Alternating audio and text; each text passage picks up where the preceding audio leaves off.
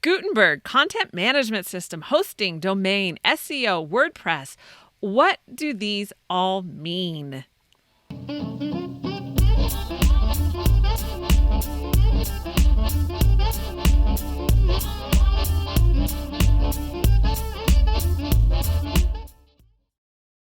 You have an amazing idea and you're ready to get the word out. You decided to jump into creating your own website and you suddenly hit a wall of web design terms, jargon, and lingo.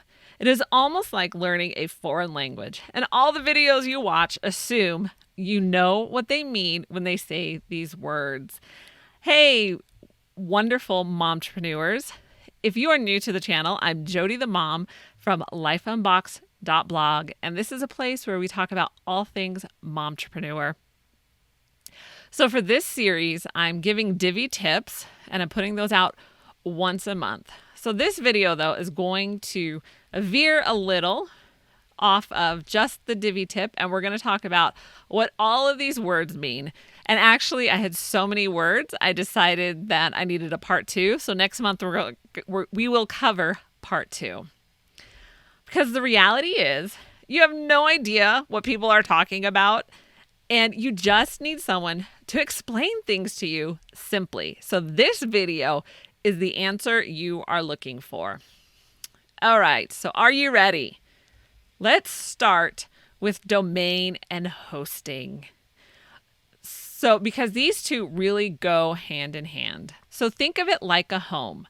Your domain is the address. So my domain for my website is www.lifeunboxed.blog. That is the address to my website's home. And it's how everyone finds me. So your hosting is your home.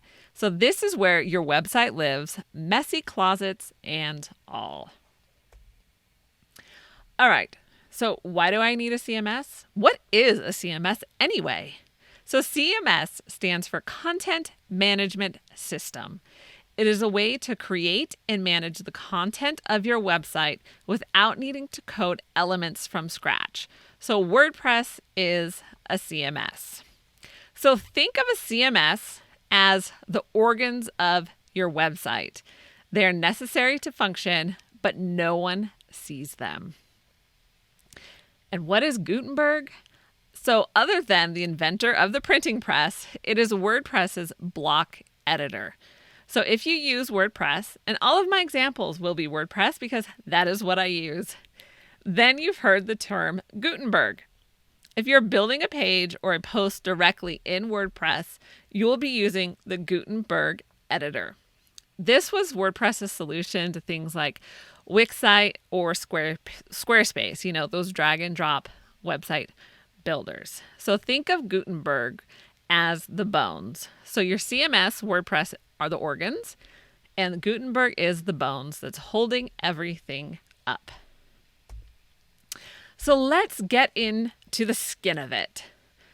So you have all of your organs and the bones, and we're just going to assume muscles are there too. So now we need to cover it all up so people only see the pretty stuff. So this is where a theme or page builder come in.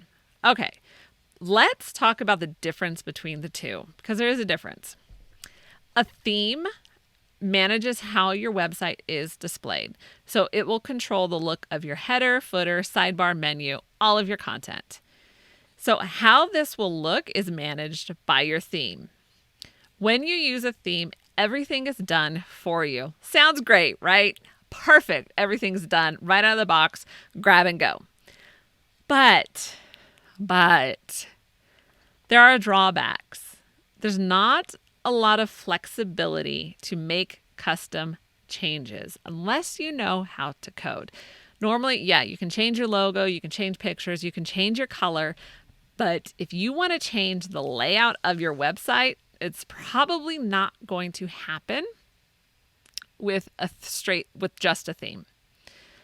So since this video is for beginners, I am assuming that this is not you. You're not able to code and create your own custom design. So if you want an out-of-the-box start your website, then a theme may be the way to go. Just know you can't change the structure of it. Again, you can change color, font, but moving things around just won't happen. So let's talk page builder. Do we hear the angels singing yet? Because a page builder is installed like a theme. It shows up as a theme on your website. And yes, I have a video on how to do that. So I'll be sure to leave that link for you along with the rest of the playlist in the show notes. But with the page builder, you control the look and layout of your website. So you get to design the skin exactly how you want it. You aren't blocked into one look.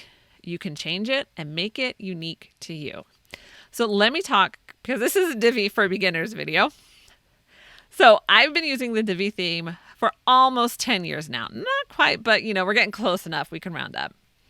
So I started from knowing nothing. Literally, I did not know how to build a website. And I built a business around it. And it wasn't like, I have 6 kids. I don't have time to put in effort on something like this 24/7. So just know that the threshold for learning is low. There is a learning curve though. So you need to be willing to invest that time and effort, but you're not putting it in 24/7. I'm a busy mom. When I started using the Divi theme, I was working full time, and then I had to figure out how to start a business. So I had a lot of other things going on.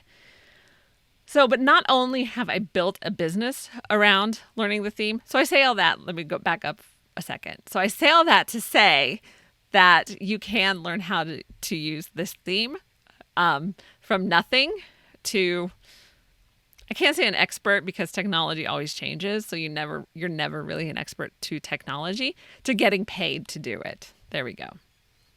So I've also taught people who knew nothing about building a website how to do it in Divi. And I got them up and running in a matter of weeks, showing them how to do it and all that good stuff. So it is easy enough to use if you're just a beginner.